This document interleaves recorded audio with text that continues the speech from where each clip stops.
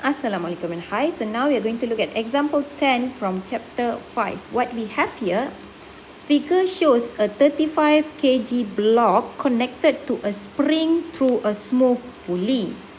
The spring constant is 315 Newton per meter. Initially the block is stationary and the spring is unstretched. If the block is released, calculate the speed of the block when the spring is stretched by 0.5 meter. So what we have here, this is the block of 35 kg connected to a spring here through a smooth pulley. The spring constant is 350 Newton meter. So this spring here has a spring constant of 350 and m negative 1, and this one was 35 kilogram.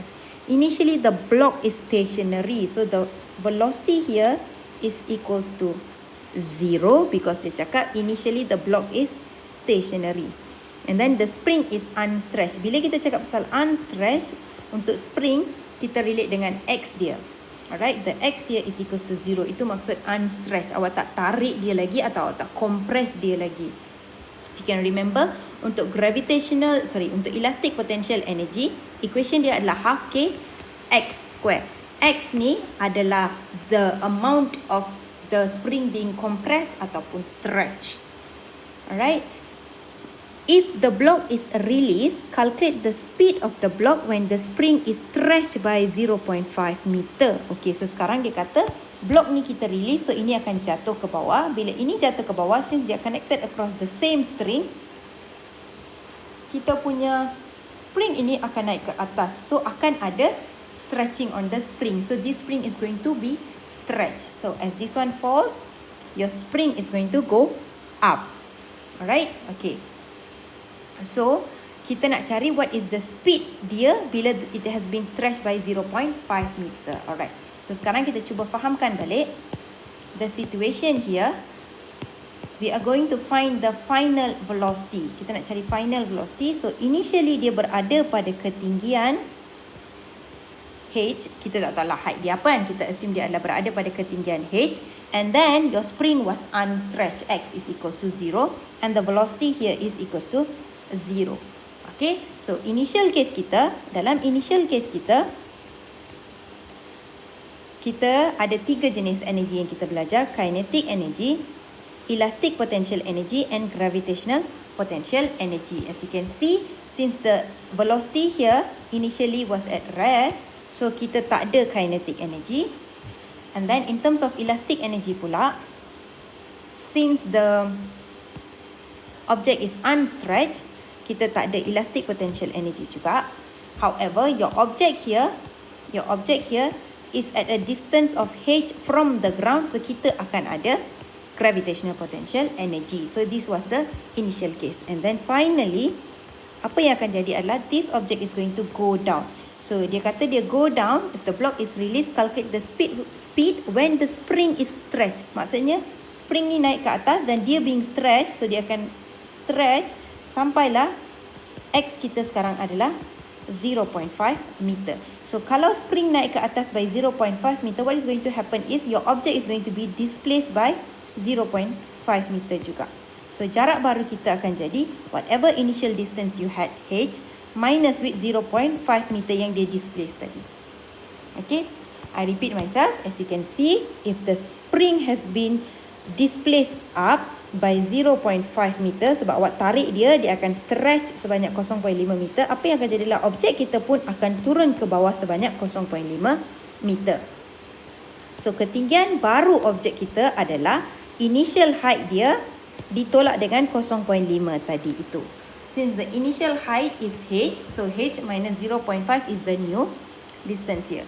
So at this particular point, dia ada velocity dan kita nak cari apa velocity dia. So kita ada kinetic energy. Final case, kita masih ada gravitational potential energy and we also have elastic potential energy sebab it has been stretched by 0.5. So we are going to use the conservation of energy to find the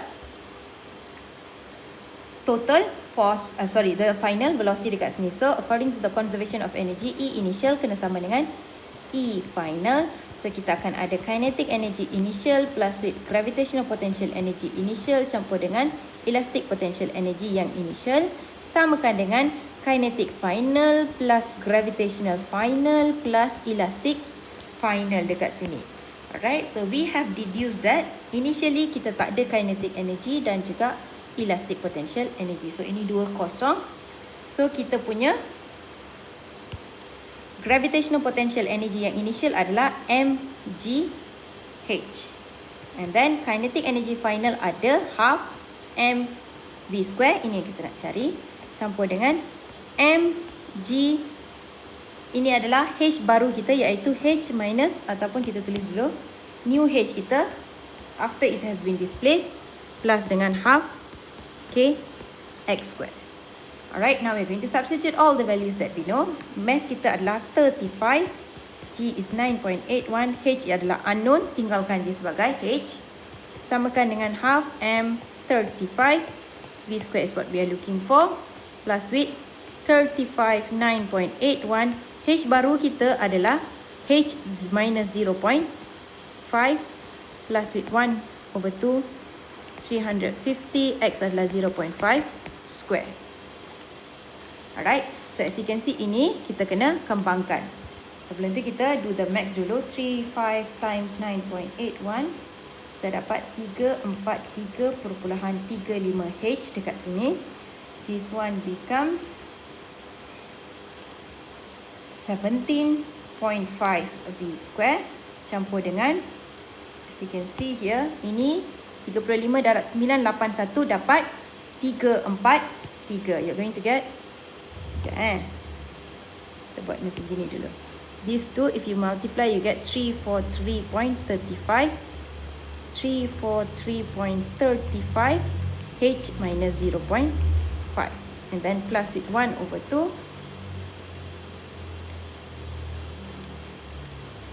This one is actually 43.75. Okay, so next apa saya nak buat dekat sini adalah saya nak kembangkan yang ini. Saya akan dapat 343.35H minus 343.35 times 0.5. Saya kembangkan, saya dapat 171.68 dekat sini. Campur 43.75, jangan usik. Ini adalah 17.5 V square. And then 343.35H. Alright, as you can see here, kita ada 343.35H. So we have the term H sini dan juga H sini. So I'm going to bring this one ke sini. Alright, sebab kita ada term yang sama and this is unknown. So kita bawa ke depan. 343.35H.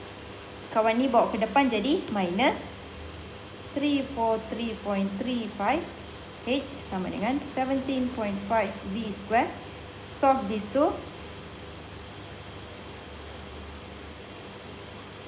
Plus 43.75, you should get 127.93. And kalau kamu tengok ini nilai yang sama, so when you minus, you're going to get 0 here.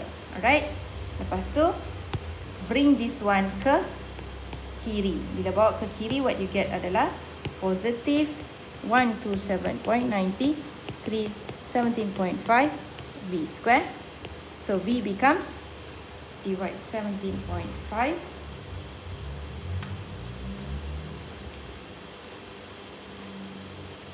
And then square root answer, you get 2.70